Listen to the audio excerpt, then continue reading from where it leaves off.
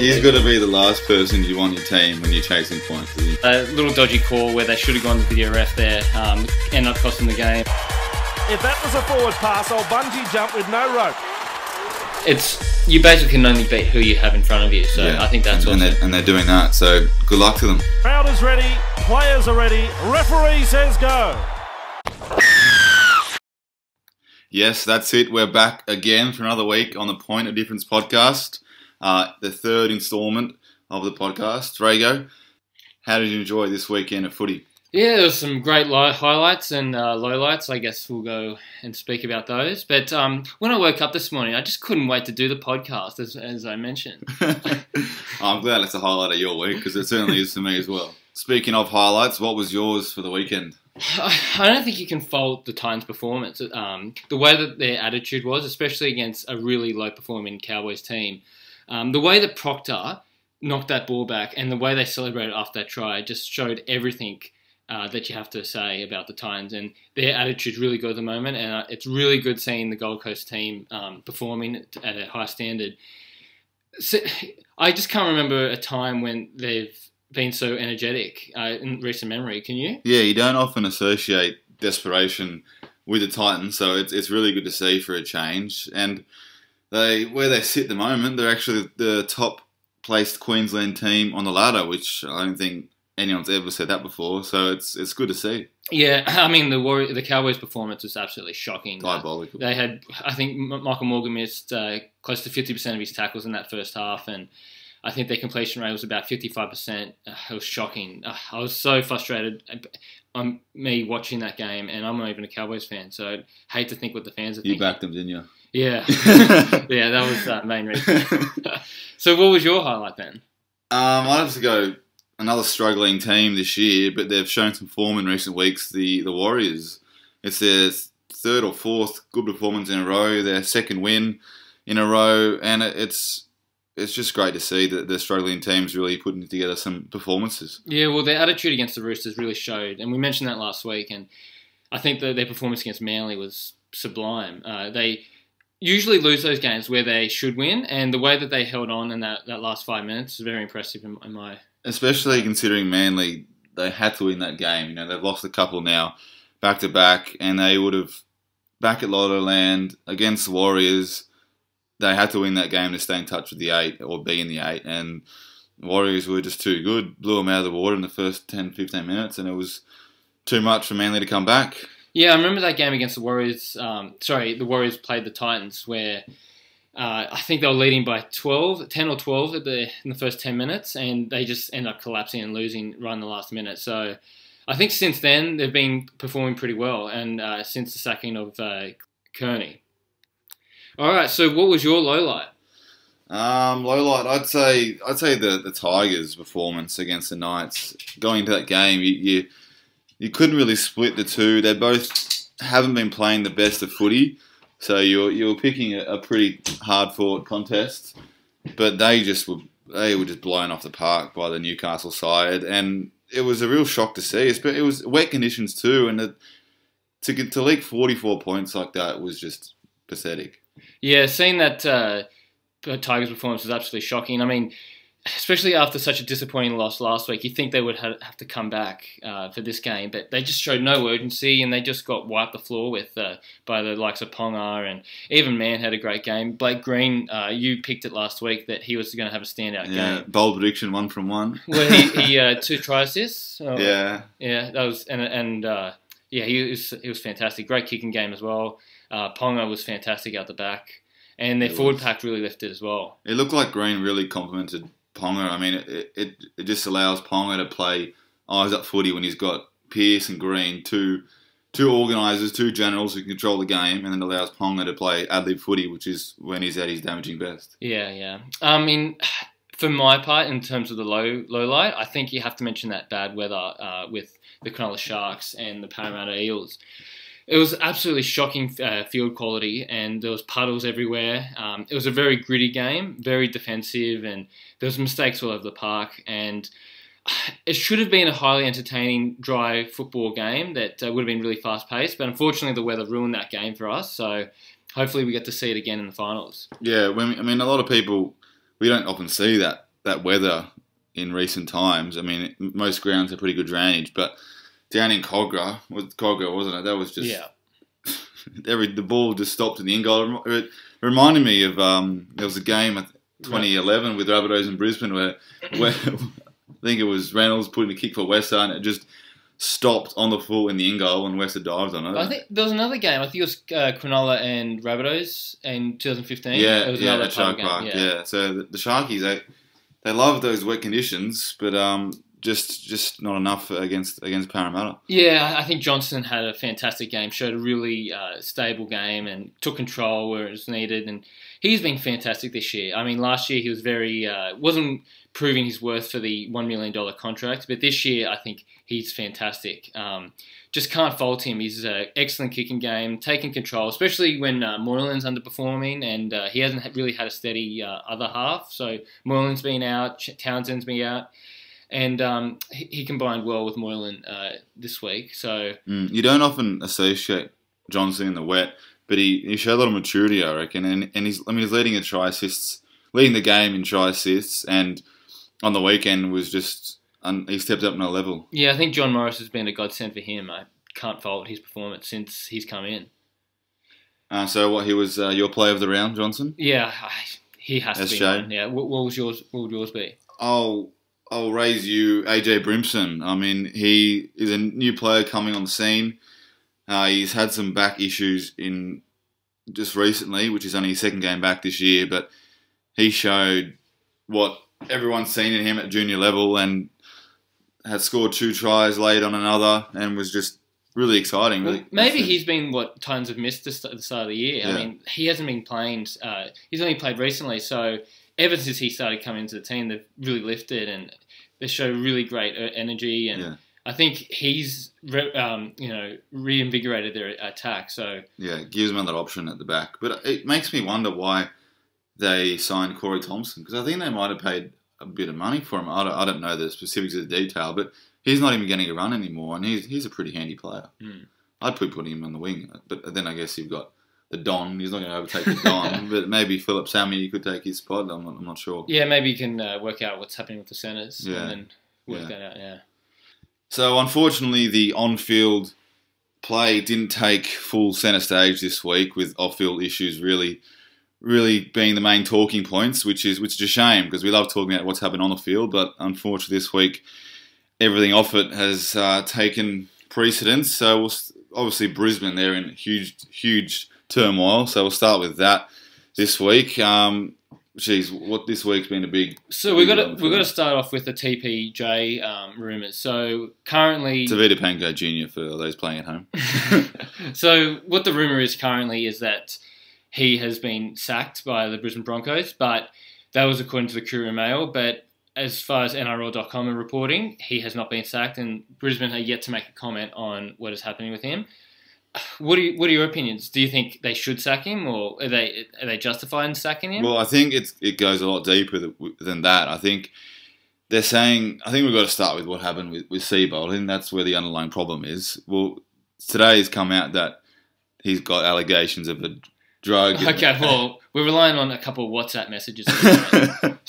So what the rumours were that he's sleeping with teammates' girlfriends and being coked up. And they're saying he's had a drug and alcohol problem for a little while, and he's suffering mental health issues. And the reason he left the bubble to go for family reasons was because, now this is just he said, she said, his daughter was having bad mental health issues because Seabold cheated on her mum, his wife. Look, I think it's just a couple of high schoolers causing up a stir just to cause trouble. I just don't think there's anything to this. If there was, a news outlet would have picked it up and would have been reporting about it. This is just been a stir on Facebook, and we've had no credible evidence yet. So I think the Matty John show posted a status saying that they would talk about it at some point. When's the next show? On Thursday. But I guess we'll wait to see what transpires on that by Thursday. Well,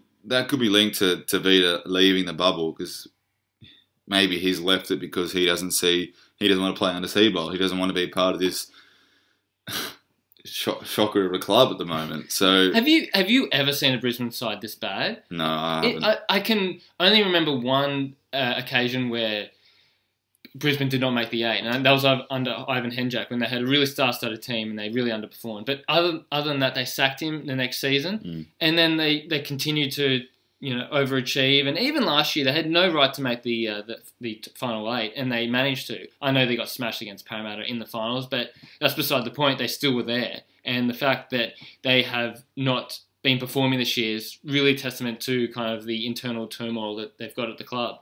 I think there was rumours of Ben Eichen applying for the CEO role, so that would be interesting to see what he does. I think he could shift the culture and really turn things around. Well, they definitely need to get some more of the older players back in their system, because Lodge came out and said after a game that something along the lines of he wishes he had someone to look up to at the club or in the team. And that was just a complete shot at Boyd. They've just got no leadership or no one that they respect in the leadership group at the moment. And you got to be pointing fingers at the recruitment, because they've got rid of experienced players. They haven't recruited experienced players.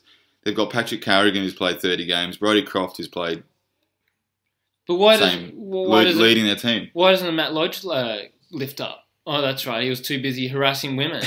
What kind of comment is that? In a jail in America. Yeah, I'm not a huge fan of Matt Lodge. I think he needs to watch his mouth. It's very disrespectful comments, especially towards the leadership group and just management. It just proves those are the type of comments you say behind closed doors. You don't say to the media. Yeah. I think that was very disrespectful to the senior leadership club. Well, hopefully we'll know more in the next coming days, and when we report back next week, we'll have a lot more credible sources, and we can definitively say something's happened, I guess. So I guess we'll just wait and see what happens with that one. Speaking of the bubble breaches, that's really hard to say. The COVID bubble breaches. That's it. Thank you. Well, we've got Tavita Pangai, Seabold now out of it. But during the week, you had Wayne Bennett and Paul Vaughan. And you also had Alfie Langer and two staff members, Whiteley and Duncan. And that's also not to mention the two young Knight players who recently come out. So you got the forward Toa, I think that's how you pronounce his name, and Sasagi?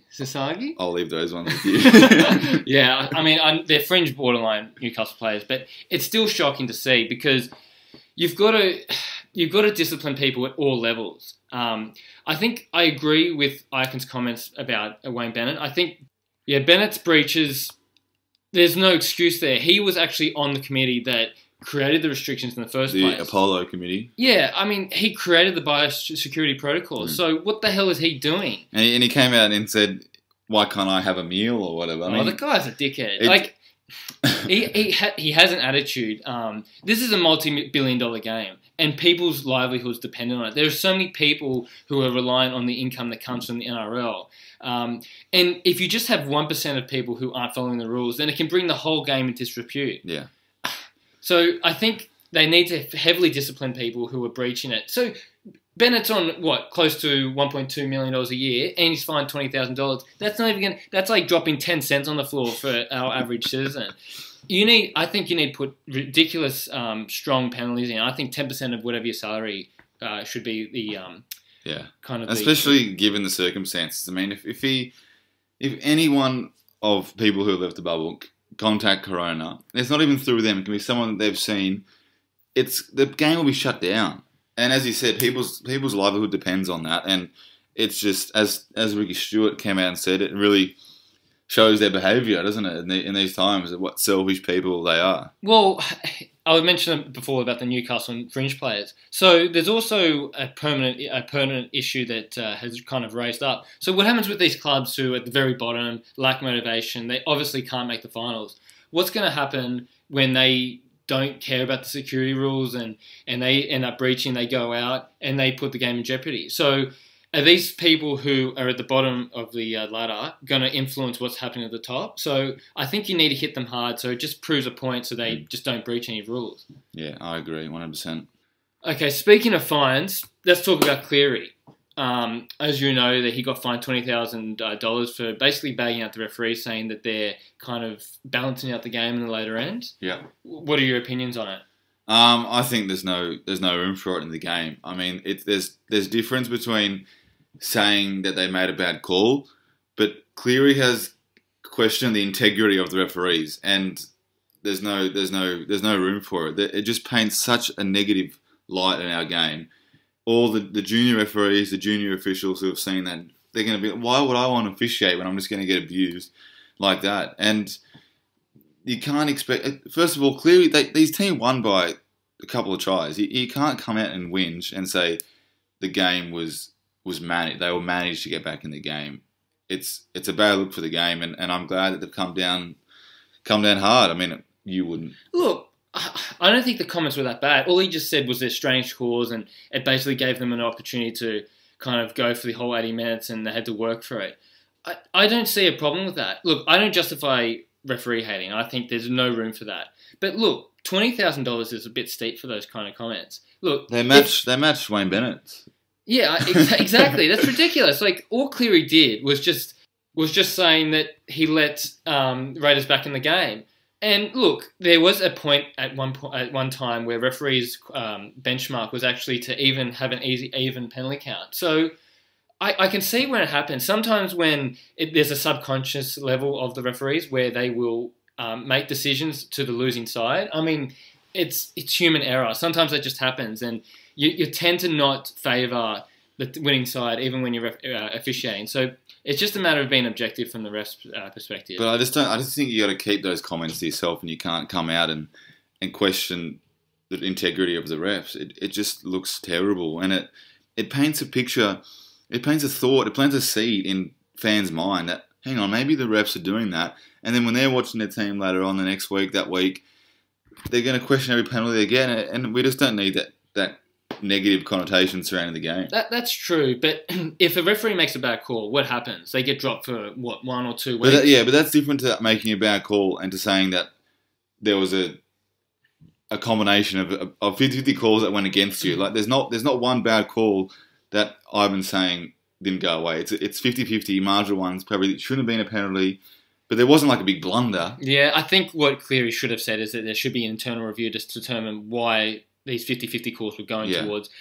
He probably didn't word it in the correct way, and I think V'landys took it the wrong way. But I think there needs to be more competition in terms of refereeing. So at the moment, there's only 8 top referees, and we see a ridiculous amount of talent of referees on the sideline who are doing sidelines, like Gavin Badger. He was arguably one of the better referees a couple of years ago. Who doesn't love the badge? Well, yeah, he's one of my favourite referees, and personally. His wife's on the touch as well? I don't see why there shouldn't be more competitions with the refs. You see Ashley Klein, Jared Sutton, and you see Perinara always do the top games, but you don't see Brett Sutter. He's never doing the top games. He's always doing the bottom end games. And I think Brett Sutton is actually one of the better refs in the game. I don't see why he's not doing more of the top ones, but they tend to favour the brother Gerald. So if you're a touch judge like Badger, what do you have to do to make it the top grade? Is it just doing your role, making the right calls, and then wait for one of those top refs to get demoted? Or exactly. It should be exactly like an NRL club. It should be treated that. Yeah. There should be a lineup every week, and if you're underperforming, then you should be dropped, and vice versa. And that should happen. There should be competition, and that breeds the best referees in the game. Well said. Speaking of pressure for spots, there's plenty of pressure being heaped on Paul McGregor this season, in particular the last couple of weeks.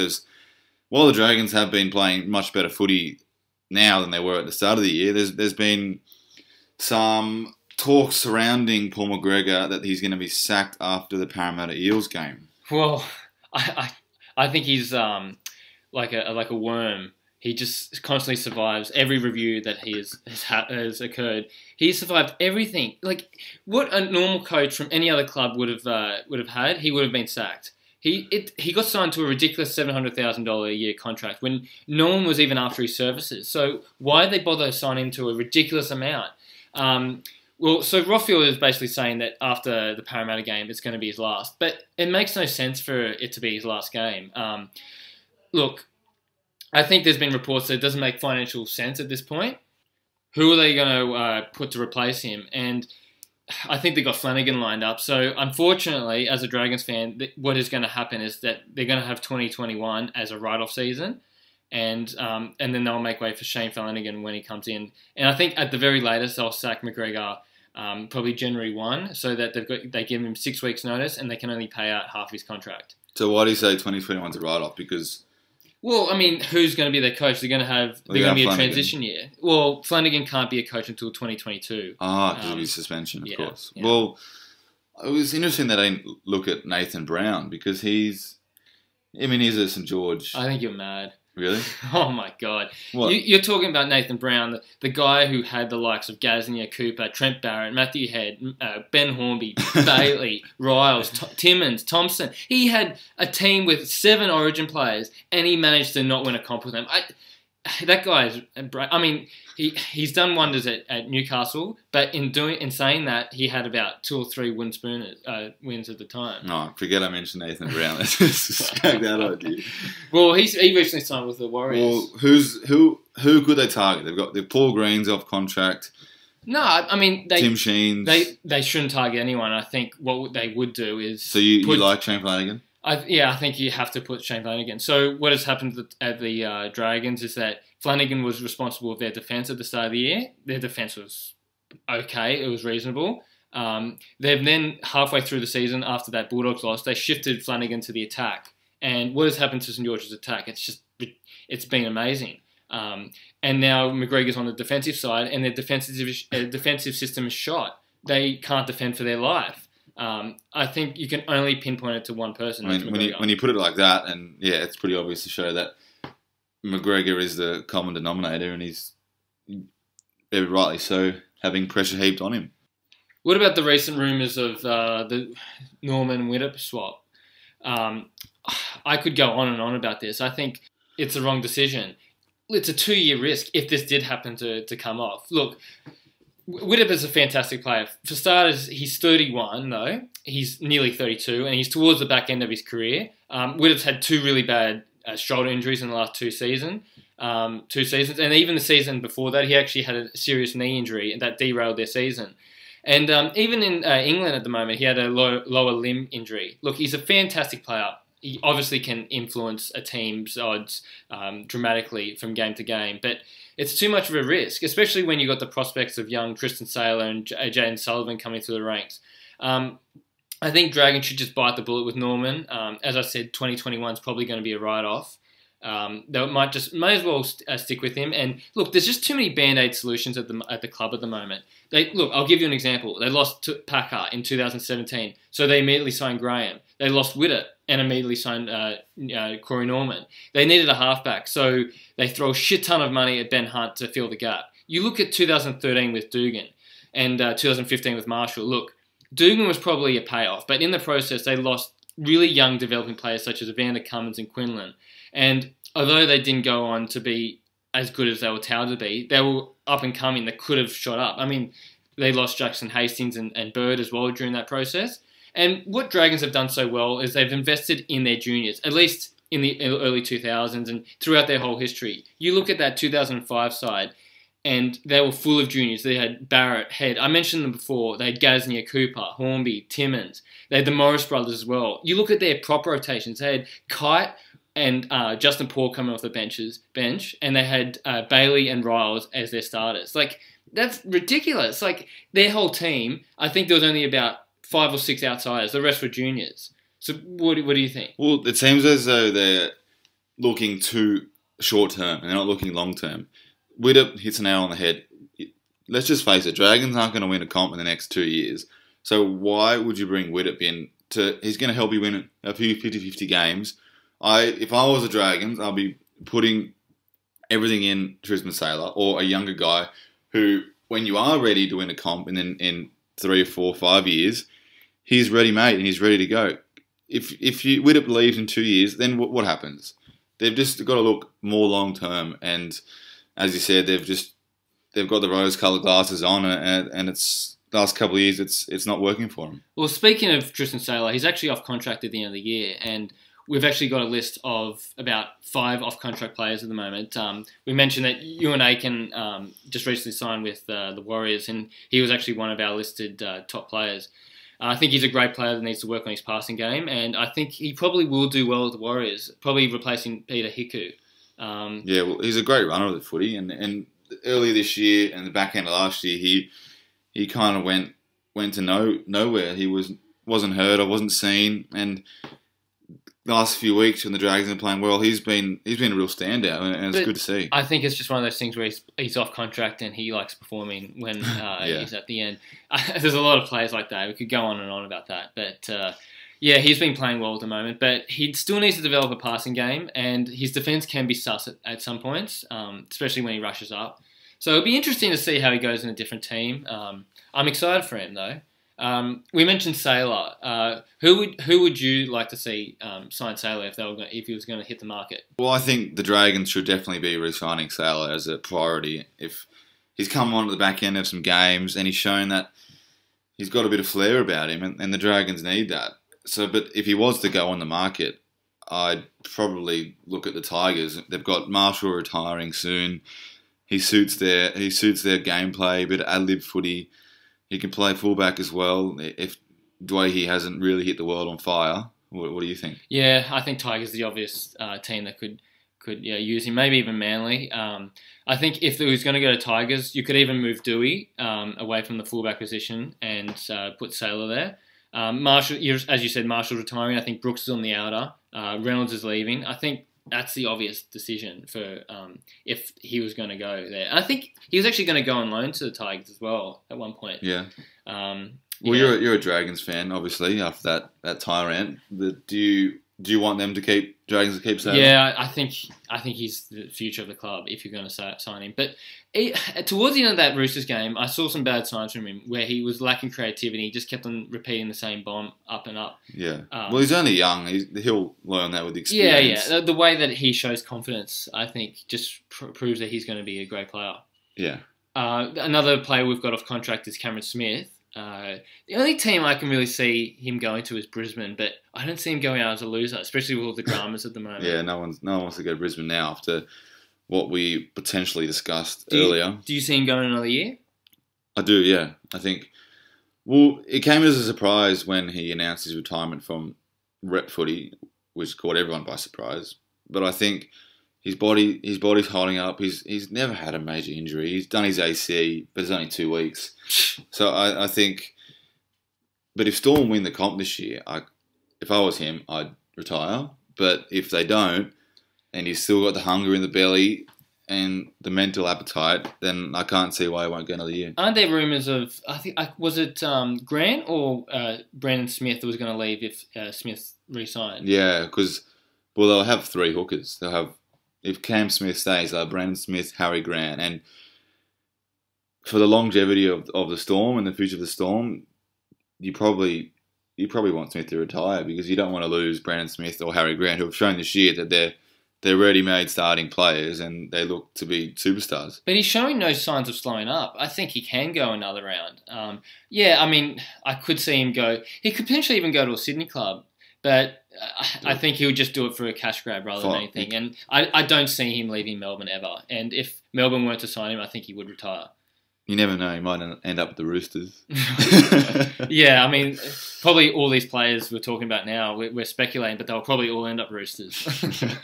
We've got Alan Elliott as the next player. He was rumoured to go to St George. I think Warriors are rumoured as well. Yeah, I've seen that.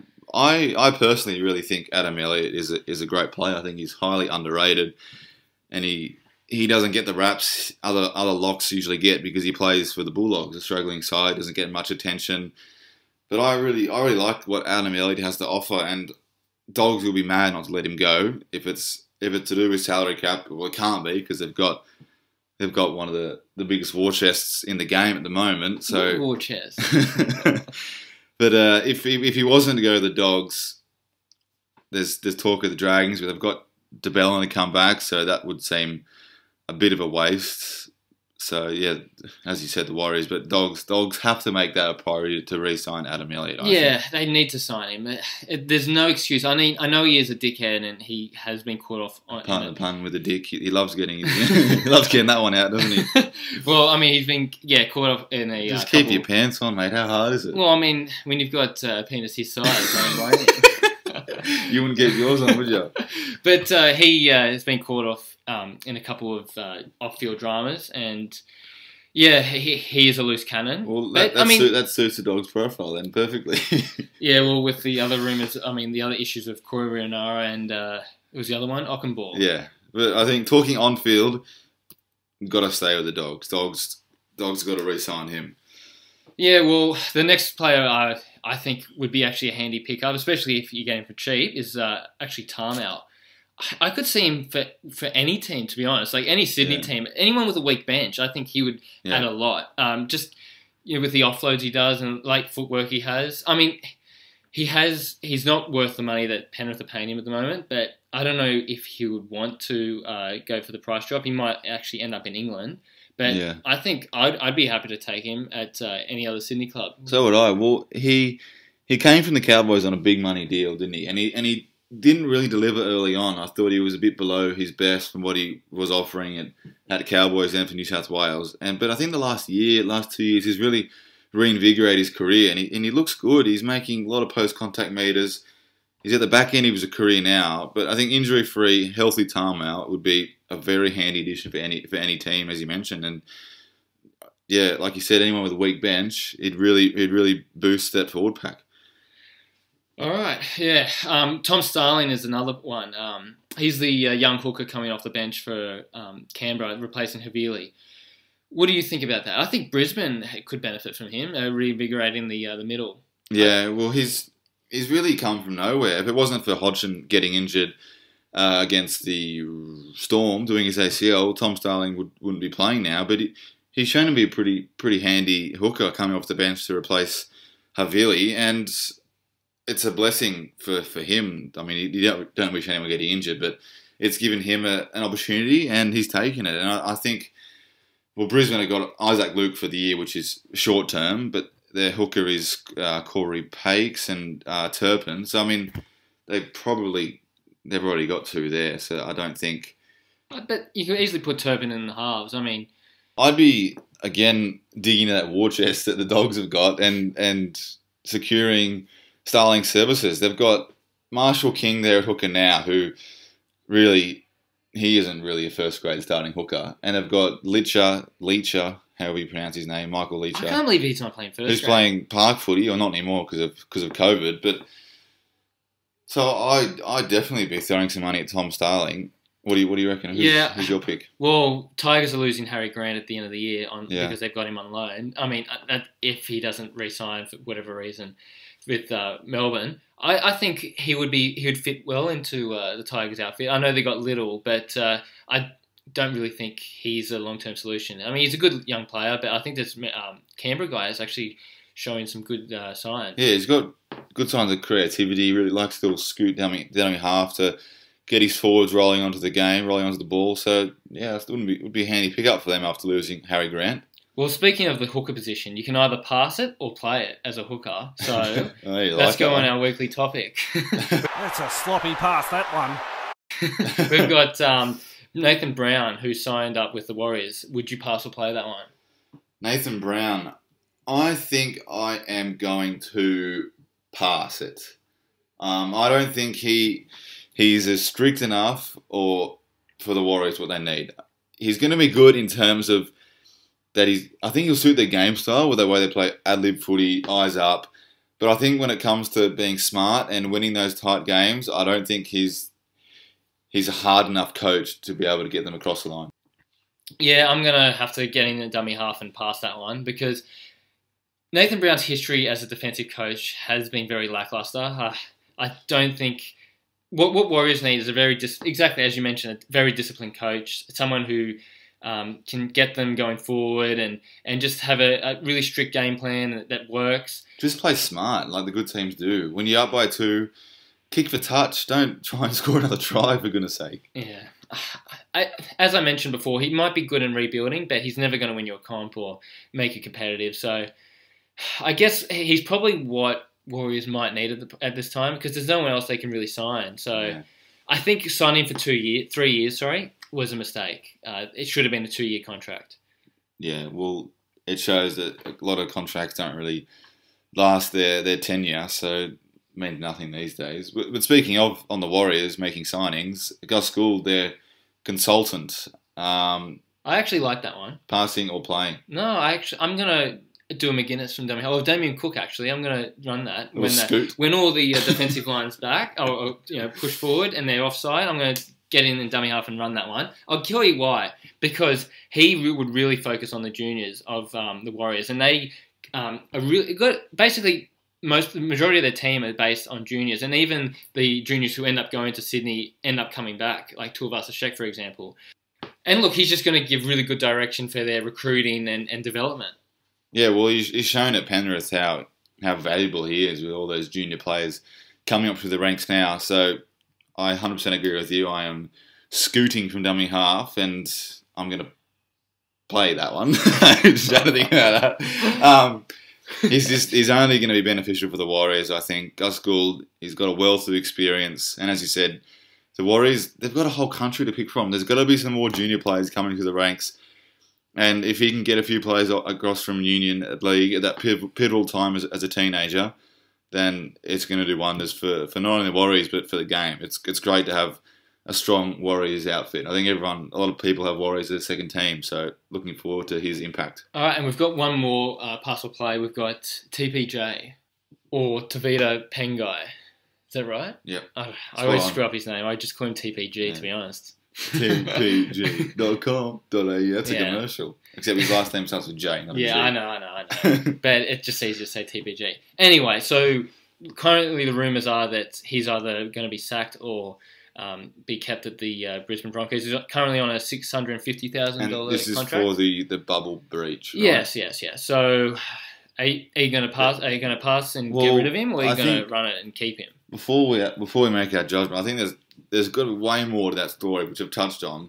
But it seems it's a bit harsh for him to be sacked just for his breach. But it wasn't just that. Wasn't he shopping himself around or doing? Yeah, there was talks he was in chats with Nick Politis. Oh, really? Yeah. Of course he was. But I think he denied. Yeah, of course Politis.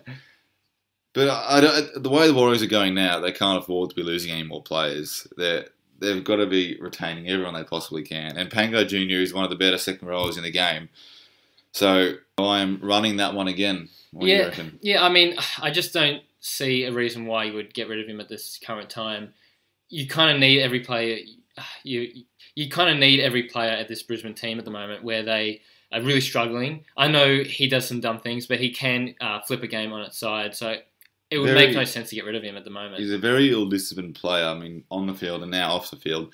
But I just know if he's off contract, he's only going to go to one club, and we cannot have that happening. He can't go to the Roosters. They can't get any more stronger than what they already are. I can see the Bulldogs go after him, to be honest. If they've got that war chest to be speaking. That's the theme of this, the war chest. All right, well, that concludes week 3 of the NRL Point of Difference podcast. We hope you enjoyed the third instalment. Spread it to all your friends. The popularity, the word is spreading. I can hear everyone on the streets talking about this podcast. So thank you all. All right, see you next week. Have a good week.